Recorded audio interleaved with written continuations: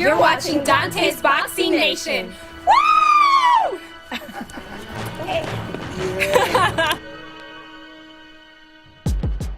Last weekend, after you probably watched the fight maybe once or twice, what's your scorecard now? It's the same that I had it before, but I haven't seen the fight, but in retrospect, I said to friends of mine before the fight that I thought the corner would make the difference. I thought the corners would make the difference. I think that in watching some of the videos before the fight, John seemed overwhelmed by the situation, by the whole magnification of a big fight. And I thought Virgil would be the difference in the corner, being not only with Andre for a long time, but being the smart brain that he is, the smart boxing mind that he is. I think John has a little ways to go to catch up to that level. And if I go back and look at the fight, I imagine that will be the difference. Virgil being able to adjust to what needed to be done, and John not being able to adjust like Virgil did. Coincidentally, that's exactly what Eddie Mustafa Muhammad said. He said that Virgil Hunter was the difference in that fight. Were you surprised that Kovalev would have such an edge in the first half and just lose it in the second half and allow Ward back into the fight? I was surprised how wore down he got by the 6th or 7th round. His punches were not as sharp. His punches were not on the knuckles, but he was slapping a lot with his shots. But he did what I said he couldn't do, and that's allow Ward to get inside. Once you allow Ward to get inside, he's a master in it, right? You can't. The first 6 rounds, he did exactly what I thought he would do.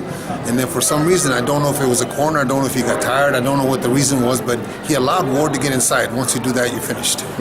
How does the rematch play out? Who would you lean towards?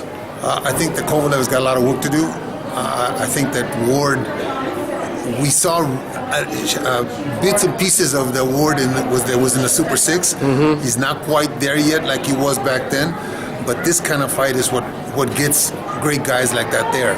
I know that Virgil's going to go back and look at the tape and look what happened in the first 6. He's not going to let that happen again. So it's Kovalev, the one that I think has to do the adjustment and the changes to figure out what went wrong. So it's his people that need to do that, and not so much Virgil. Now looking at this fight, how would you replace Kovalev with Triple G? How would you see the fight going with the Andre Ward that walked in the ring last Saturday? I think that Triple G and Ward is a 12-round fight, not a 6-round fight, because that ended up being a 6-round fight for Kovalev. I think it's a 12-round fight that's give and take both ways, but give Ward another fight with Kovalev, and I think he gets back to that Super 6 time, and now it's a real difficult fight for both guys. What did Golovkin say? I want to know exactly what he said to you once you guys left the arena and you guys talked about the fight, Ward Kovalev. He thought it could have been a draw.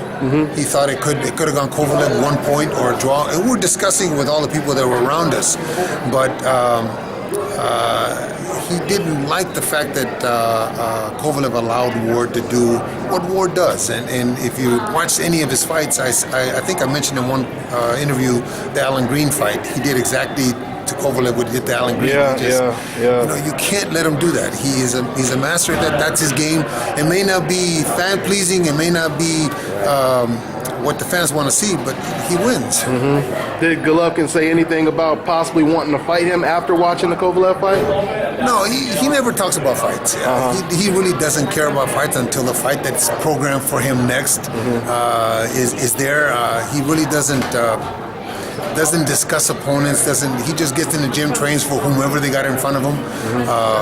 So no, none of that was mentioned. He just enjoyed a very good fight. He enjoyed a fight that went back and forth. He enjoyed a fight that could have gone either way. But I will say this: all 3 judges had it the same way. So maybe they saw something that we didn't. Able. And that's what I said. Usually, it's not a robbery if all 3 judges have it the exact same way, right? But I'll say it again. I think the corner made the difference. That's why it became 114, 113. Abel, I must ask you this. Kell Brook comes up from 147 to fight Triple G. I heard of rumors of you moving up to fight Carl Froch at 170. I don't know how true that is. But now the question still remains is, will Triple G substantiate his career, his legacy, by moving up to fighting a 168 guy or potentially a 175-pound guy? Well, first of all, Kell Brook moved up because he wanted to move, and not because we called out for him. Remember, as you guys recall, we were going to fight Chris Eubank, and that fight never got made, and somehow Eddie Hearn was able to talk to Kel, and Kel Took it right asked away? to move up. Yeah, he took it right away. So it's not that we went after the welterweight. He's the one that moved up. As far as fighting Carl Froch, I've said it in the past. This is about. Well, let me retract a little bit. If you recall the comments before the fight, the Ward fight, Kovalev fight, they were asking if the pay-per-view was going to be able to pay for the $5 million payday that Ward got. Okay, this is about money. Yeah. Ward wouldn't have fought if he only got 3 or 2.5. Okay, so this is about money. So when you're talking about Carl Froch and Golovkin puts 80,000 people at Wembley. And it's big money for Golovkin. So if Froch is available, yes, of course they're going to make that fight. Is he talking about coming back then? That's what Eddie and Tom were discussing, but that's all talk. Is it a great matchup though? It really is, isn't it? Froch and Golovkin? About two and a half, Super middleweight? about 2.5, 3 years ago, Tom asked me who the toughest fights that I thought would be for Golovkin, and I thought that Chavez at the time was doing well. I thought Chavez would be one of them. Nobody at 160 can go 12 rounds with Golovkin, but at 168, I thought Chavez was a tough one. Andre Ward obviously was a tough one, and Carl Froch. Carl Froch, because of his handsy style, I thought would be a difficult fight. So I think it's a good fight. It just Carl's got to stop talking and stop, how can I say, insulting people and sign a contract. I mean, I'm hosting a dinner with him in London. You know me from London. Yes, yeah, yes. I'm hosting a dinner with Carl in the Midlands in a week's time. So maybe I should put it to him at the dinner. Tell him to live on stop stage. beating around the bush and Stop beating around the You know, bush. Curtis and, Stevens. Get on the phone to you Curtis guys and Stevens. have a fight. made a very good comment just not too long ago, a month ago, maybe 2 weeks. Yeah, I was there. They stopped talking and just stop talking. But that's the way we're going to see these fights. You can talk all you want, but until they sign a contract and until they come to terms and sign a contract, it's all speculation and it's all what if.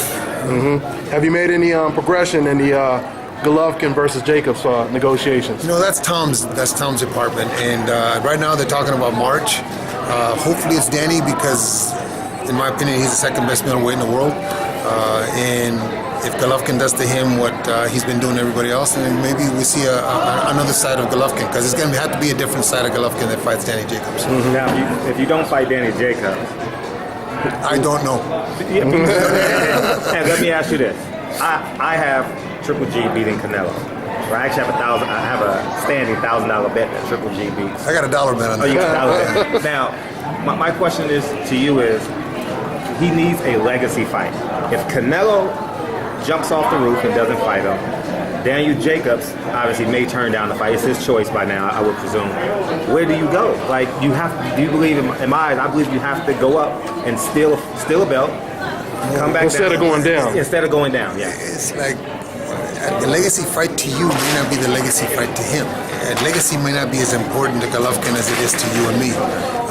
Golovkin is his own man, and Golovkin is going to do what he feels is best for Golovkin.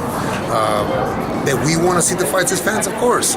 But if it's not, just like with Andre, if it's not on his terms, it's not going to happen. Is it true though that you Your man stays high. Yeah. Is it true though that you did, or Tom Loeffler or your team offered Billy Joe Saunders $3 million to fight Kennedy? You know, I'm not in that department, out but there, wasn't it? that's what I heard and that's what was written.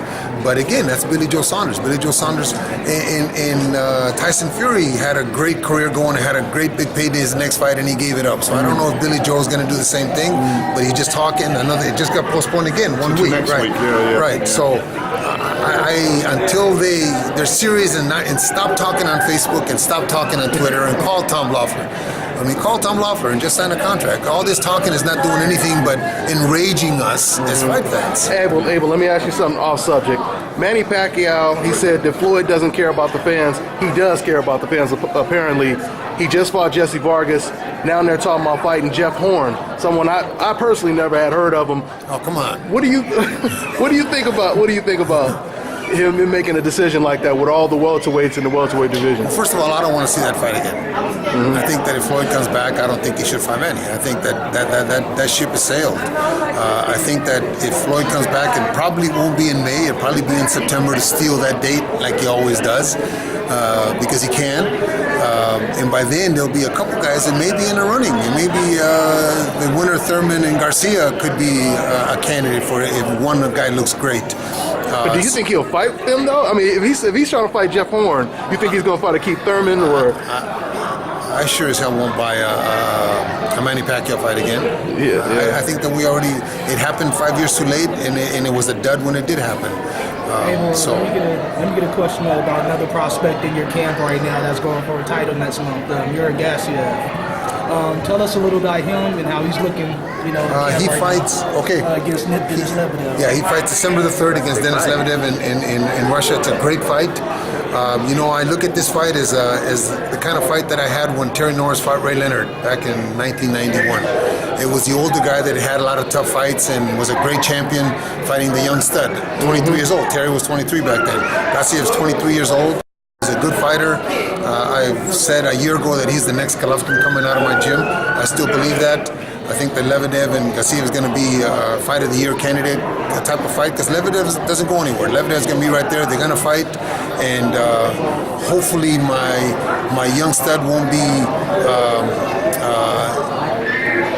scared of the situation, because there's going to be 16,000 people there in Moscow, which is Lebedev's hometown, and the older guy uses his experience to beat us. I think that if that doesn't happen, we're going to be treated to, I think, a Fight of the Year kind of candidate. The division is kind of hot right now. Can you tell us why you think it's not getting kind of the spotlight it needs right now? There's a lot of hot names in there. Alexander Usyk as well. Yeah, it never has gotten that kind of recognition, because I think that people think it's the guys that can't make light heavyweight, and then the guys that don't make it at heavyweight. Even when Orlin Norris was there, it wasn't a big. And it's not. If you look at the division, Usyk is an exceptional fighter. The other Russian boy that retired, Drost, was an exceptional fighter. Gassiev and Lebedev are going to, if it gives us the kind of fight that I think it's going to give us, it's going to give us a star continuing, or a star is born. But I think it's a division that people should start watching. And the good thing about Gassiev, if is the plus side, he's 23 years old. He's 6'3", 200 pounds for this one, but he's 6'3". Hopefully he grows another couple inches, and we'll have a guy 6'5" fighting heavyweight in a couple, 3 years. Charlo versus J-Rock. Julian Williams, yeah. J-Rock. You got Joe. All right. I think Edwards has done an exceptional job with J-Rock, and I think that he's a kid that just hasn't gotten the fights that he needs, but very good fighter. Very good fight. This is more of a comment than a question. On the outside looking in, to me, it looks like y'all are playing us a little bit with the Canelo Triple G. Like, no one wants to commit. We committed already. No, we'd fight in May.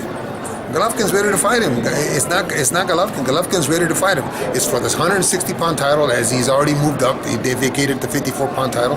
Now it's a matter of not being ridiculous and saying 90-10. Exactly. Speak on that ridiculous $10 million proposal. Yeah. Well, the thing is that if they want to make the fight, it has to be something that is beneficial to both parties. Beneficial in a way that Golovkin is satisfied with what he gets, whether it's 10 cents or $10.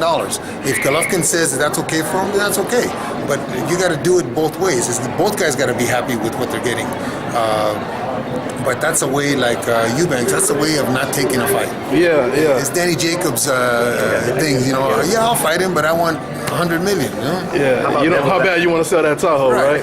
Right. You're right. Yeah, of course. Actually, it's a good analogy. That's a good analogy. I heard that interview. Now, playing devil's advocate, one might say Canelo is doing a Floyd Mayweather move. You made $2 million. Your highest payday is $2 million. We'll double it. We'll give you $4 million. Let me say this in answering that. Who can he fight that he's going to make the kind of money he's going to make with Golovkin? I'm not. I'm just nobody saying. right He now. sold out 50. He got 51,000. I don't know what the profit share is. No, but what's the difference? That fight compared to a fight with Golovkin makes how much? Not how many people were there, because it's not. It could be at the Mandalay Bay at 12,000 seats, and they could sell them for $3,000 a seat. Yeah. It doesn't.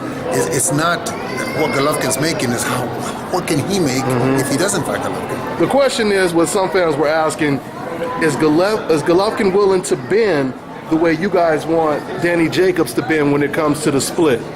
No, Canelo versus Jacobs, and there is no split in the Canelo Golovkin. There's no mandatory split in the Golovkin Canelo. That's a good, yeah. This is a mandatory split. Why should Jacobs be different than than Walters, than anybody that's challenging a champion. But Canelo has the option to either take the fight or not, which is when you have to. So does Jacobs. Uh-huh. So does Jacobs. But it's a mandatory thing. It's not like we're setting any kind of boundaries. Mm-hmm. It's what's been called for since the WBA became a WBA. Are they really asking for 90? Hold on one second. Are they really asking for 90-10? I mean, can you give me something close to what that they're... was something that Oscar said in an interview. You said $10 million. No, the 90-10 split or something like that. It was... Like, how much money directly are they offering I have no you idea. guys? What, it all depends on what... Say you were involved and you put a pot together and there's $10. How much of that do you want? It's if it's only going to make X amount of dollars, are you willing to take a pay cut because it only made an X amount of dollars, or profit on the other end too? Golovkin, not only has he sold out arenas, yes, Canelo sold 50,000. How much were the tickets? Then you have to you can give the tickets away, like when Chavez fought Hagen. Yeah, 100,000 people. How many? There were a peso up at the top. Who couldn't see the fight? You can fill up a stadium, but there's a pot, and how much are you satisfied with to make the fight? And you can be, like I said, Danny, and be satisfied with an amount that's impossible to make a fight. It's easy to walk away from it. But Golovkin will fight in March. And then Golovkin will fight in June again. He fights in Kazakhstan. And Golovkin will fight in September. And Golovkin will hopefully fight in December. If it's one of the guys that we mentioned, great. If it's not, we're going to fight. He's 34 years old. Absolutely. I got to go get my laptop.